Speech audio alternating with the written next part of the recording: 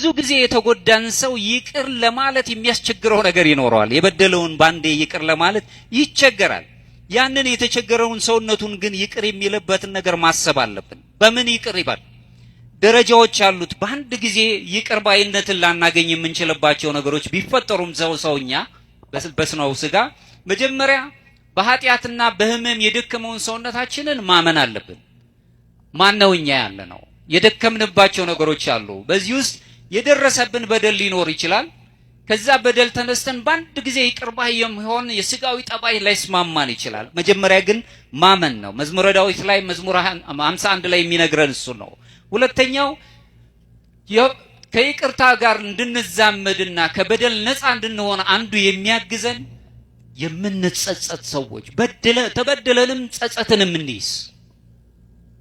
በጸጸቶቻችን ውስጥ ትህትናን መያዝ የምንችል። ለዚህ ነው በነገር መለኮት ውስጥ አንደኛው ከሚነሳው ነጥብ አንዱ በግሪክኛ ኬኖሲስ ተብሎ የሚታወቀው ራስን ዝቅ ማድረግ፣ ትህትናን ገንዘብ ማድረግ፣ ከእግዚአብሔር ጋር መኖርን የምናይበትን እሱን መያዝ የምንችል። አሁንም ቅዱስ ይስሐቅ ሶርያዊ ሲናገር ምን ይላል? የእውነተኛ ንስሐ ምልክት ለሁሉም ይቅርታን ለማድረግ ሲችል ብቻ ነው ይላል። የበደሉንን ሁሉ ይቅር ማለት ስንችል የኛ በደል ይቅር እንዲባል ከፈለግን ይቅር ማለትን መልመድ አለብን። መጸሎታችንም እሱን ስለሚነግረኝ። ሶስተኛው ስለበደልኩ የበደልኩትን ነገር ይቅር እንድባል በቃል ድምጼን ማሰማት መጸለይ መጀመር ስችል ነው ከበደል ነፃ ሆናለሁ፣ ይቅር ባይነትን እንድናገኝ። በሚቀጥለው ከምሬት ከቁጣ መንፈሶች መውጣት አለብን። ዓለም ብዙ ቁጣ ነክሶበታል። በጣም የሚያናድዱ ነገሮች አሉ። መንገዶቻችን ሁሉ ንዴት ነው ያለው፣ ቁጣዎች አሉባቸው። አንድም ትዕግስት አይሰጡንም። እንደውም ሰዎች በምናልፈበት በምንወጣበት ነገሮች ሁሉ ነገሮች ስለማይሳኩልን ሁልጊዜ ውስጣችን ይቃጠላል። ይህ ንዴት ይህንን ቁጣ መንፈስ ማስወገድ የምንችልባቸው ነገሮች ሲኖር ወደ ምሕረት እየቀረብን እንመጣለን። ለዚህ ነው ቅዱስ ዮሐንስ አፈወርቅ አሁንም ይቅር ለማለት መዘጋጀት እግዚአብሔርን እንድንመስል የምናደርገው መንገድ የምንጀምርበት ጅማሮ ነው ብሎ ነው የሚነግረን። ይቅር ማለት ይቅር ባይ ለራሳችንን እንደውም የስነ ልቦና ምሁራን የሚናገሩት መጀመሪያ ራሳችንን ይቅር ማለት፣ ውስጣችንን አይምሮአችንን ይቅር ማለት።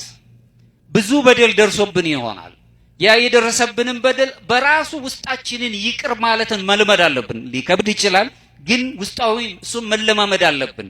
እግዚአብሔርም ስለሚረዳ እርቅን መልመድ አለብን። የእርቅን ለሰላም መሻት ራሱ በሰላም ውስጥ ለመኖር በእርቅ ውስጥ መኖር አለብን። ለዚህም ነው እንግዲህ በአብዛኛው ጊዜ ቅዱስ ይስሐቅ ሲናገር በአብዛኛው አንተ ከራስህ ጋር ታረቅ ይላል። መጀመሪያ ከራስህ ጋር ታረቅ፣ ሰማይና ምድር ካንተ ጋር መታረቅ ይጀምራሉ።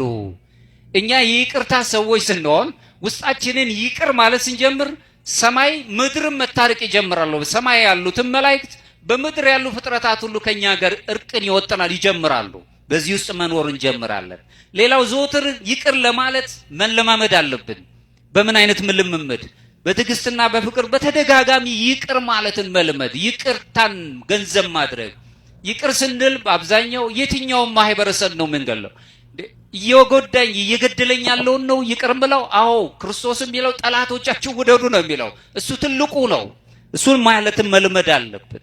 ከመለኮታዊ ፍቅር ጋር መጨረሻ መዋሃድ የምንችልበትን ቃለ እግዚአብሔር በደንብ አድርጎ መያዝ አለብን።